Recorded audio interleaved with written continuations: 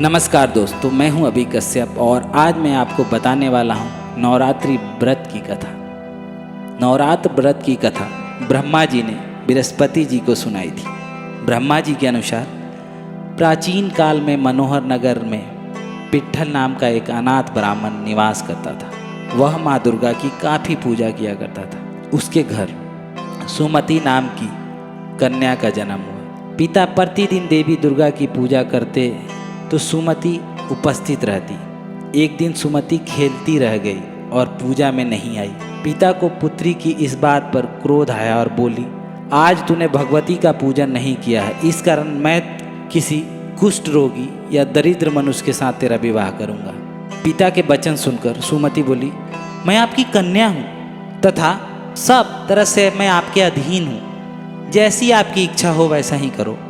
राजा से, कुष्ठी से, दरिद्र से, अन्यथा जिसके साथ चाहो मेरा विवाह कर दो, लेकिन होगा वही जो मेरे भाग्य में है। ब्राह्मण ने क्रोधित होकर सुमति का विवाह एक कुष्ठी के साथ कर दिया और अत्यंत क्रोधित हो पुत्री से कहने लगा, हे पुत्री, अपने कर्म का फल भोगो, देखिए भाग्य के भरोसे रहकर क्या कर सकती हो। उस बालिका की दशा देखकर भगवती प्रकट हुई और बोली कि पुत्री, मैं तेरे पूर्व जन्म के पुण्य के प्रभाव से प्रसन्न हुई हूँ। तू पूर्ण जन्म में निषाद की स्त्री थी और अति पतिव्रता थी। एक दिन तेरे पति निषाद ने चोरी की। चोरी करने के कारण तुम दोनों को सिपाहियों ने पकड़ लिया और ले जाकर जेल खाने में कैद कर दिया।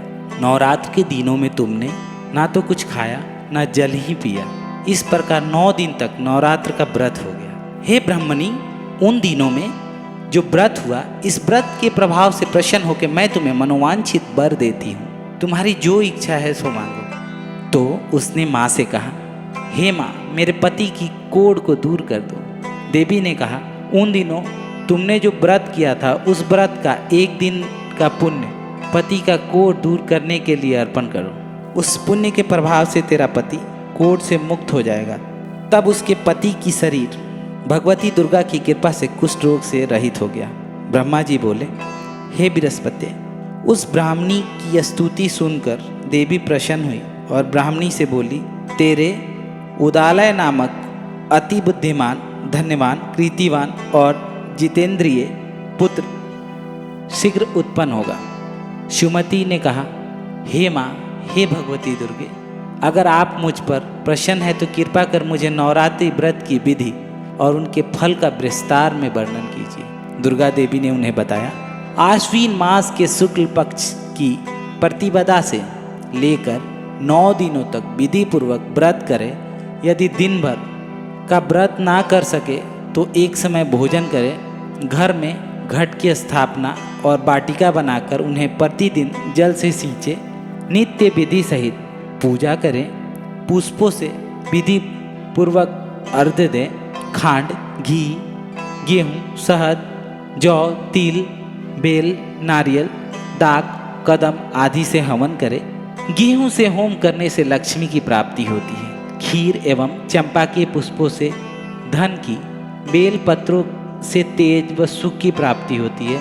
बिजौरा के फल से अर्घ देने से रूप की प्राप्ति होती है। जायफल से अर्घ देने से कृति, दाक से अर्घ देने के कार्य से सिद्धि होती है। आंवले से अर्घ देने से सुख की प्राप्ति होती है और केले से अर्घ देने से आभूषणों की प्राप्ति होती है। इस प्रकार पुष्पों और फलों का अर्घ देकर व्रत समाप्त करें।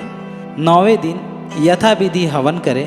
आंवले से कृति की और केले से पुत्र की, कमल से राज्य सम्मान और दाखों में संपदा की प्राप्ति होती है।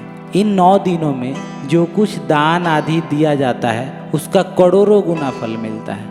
यदि इस प्रकार ब्राह्मणी को व्रत विधि का फल बताकर देवी अंतर ध्यान हो गई। दुर्गा कवच। दुर्गा कवच का अर्थ होता है रक्षा करने वाला। अपने चारों ओर एक प्रकार से आवरण बना देने वाला कवच कहलाता है। दुर्गा कवच के तहत हम देवी माँ के विभिन्न नामों से उच्चारण करते हैं, जो हमारे इर्द गिर्द, हमारे शरीर के चारों ओर एक कवच का निर्माण कर देते हैं। इसका अनुष्ठान विशेषकर नवरात्रि के 9वें दिन से में किया जाता है। यह हमारे लिए बहुत लाभकारी होता है।